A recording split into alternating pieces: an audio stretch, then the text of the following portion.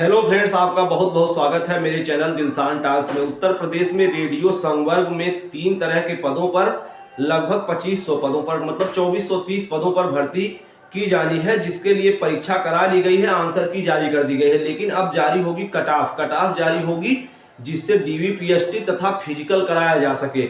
यह cut off जब जारी होगी उसके बाद डीवीपीएसटी और फिजिकल करा लिया जाएगा। इसके बाद एक तरह की फाइनल कट ऑफ जारी होगी तथा फाइनल सिलेक्शन कर लिया जाएगा। उसी सिलेक्शन के दिन ही, जैसे जब आप फाइनल कट ऑफ जब जारी होती है तो मेडिकल भी कर लिया जाता है। इसलिए कुछ मतलब जितना पद रखे गए हैं उसके लगभग 1.5 गुना लोगों की फाइनल कट ऑफ एक तरह से जारी की जाती है। उसमें जो लोग मेडिकल में हट गए, उसके बाद जो बच जाते हैं उन्हें सिलेक्ट कर लिया जाता है। कभी कभी भर्ती पे कुछ अधिक पोस्ट भी भर ली जाती है, कभी कभी कम पोस्ट भी भरी जाती है। इस तरह से ऐसा हुआ भी है इससे पूर्व में यूपी पुलिस की भर्तियों में। तो देखते हैं कि इसकी कट ऑफ कब तक जारी होगी तथा दौड़ कब तक कराई जाएगी। कट ऑफ कब जारी होगा, कट ऑफ जाएगी तो यह मान के चलिए जुलाई अगस्त के महीने में इसकी कट ऑफ जारी कर दी जाएगी तथा उसके साथ ही यह भी बता दिया जाएगा कि दौड़ कब तक होगी। दौड़ उत्तर प्रदेश के लगभग 10 जिलों में, जिसमें बरेली, मुरादाबाद, कानपुर, लखनऊ, वाराणसी, प्रयागराज, गोरखपुर जैसे जिलों में, लगभग 10 जिलों में इसकी दौड़ कराई जाएगी, जिसमें मेरठ, आगरा जैसे जिले शामिल होंगे। तो लगभग 10 जिलों में दौड़ कराई जाएगी। दौड़ कितनी होगी इसके लिए हमने यह वीडियो बनाया, आप उसको जाकर देख सकते हैं।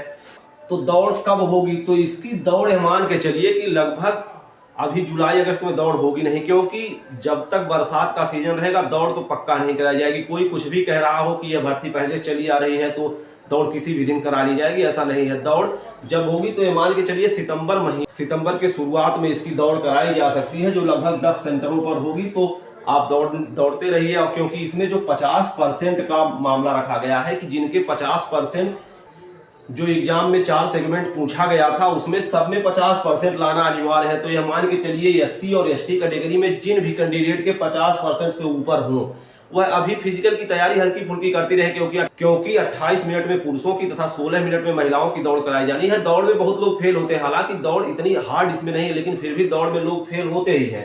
तो जिनके भी 50% से ऊपर है एससी और एसटी कैंडिडेट कि वह तो दौड़ना शुरू ही कर दें, क्योंकि 50% लाना अपने आप में टेढ़ी खीर होती है चारों सेगमेंट में।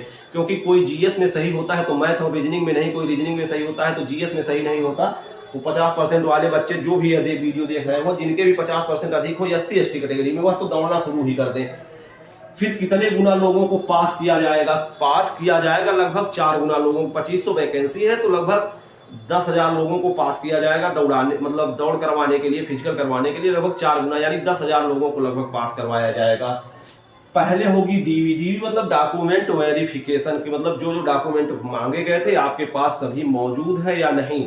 लेकिन याद रखें, यदि आपके पास जांच प्रमाण पत्र नहीं होगा तो आपको जनरल कैटेगरी के कैंडिडेट जैसा ट्रीट किया जाएगा। यदि आप उसमें भी क्वालिफाई हो गए तो जांच प्रमाण पत्र क्या कोई विशेष मकसद नहीं रहता है कि जांच प्रमाण पत्र आपके पास होना ही चाहिए, लेकिन आपका नंबर जनरल कैटेगरी के कैंडिडेट जितना होगा तभी जांच प्रमाण पत्र आपका नहीं लगेगा। उसके बाद उसी दिन जैसे हो जाएगी डॉक्यूमेंट वेरिफिकेशन, फिर पीएसटी होगी। पीएसटी मतलब फिजिकल स्टैंडर्ड टेस्ट, मतलब आपकी हाइट कितनी है, आपकी चेस्ट कितनी है। यदि आप महिला हैं तो आपका वजन जो 40 किलोग्राम मिनिमम मांगा गया है उससे अधिक है या नहीं। मिनिमम से कम नहीं होना चाहिए, अधिक होगा तो कोई दिक्कत नहीं।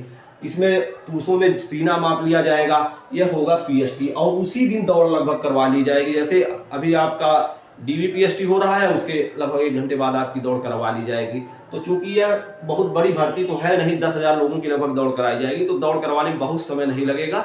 उसके बाद फाइनल कट ऑफ जारी कर दी जाएगी। उम्मीद है यह जानकारी आपको पसंद आई होगी। जानकारी कैसी लगी कमेंट बॉक्स में जरूर बताएं। बहुत बहुत धन्यवाद।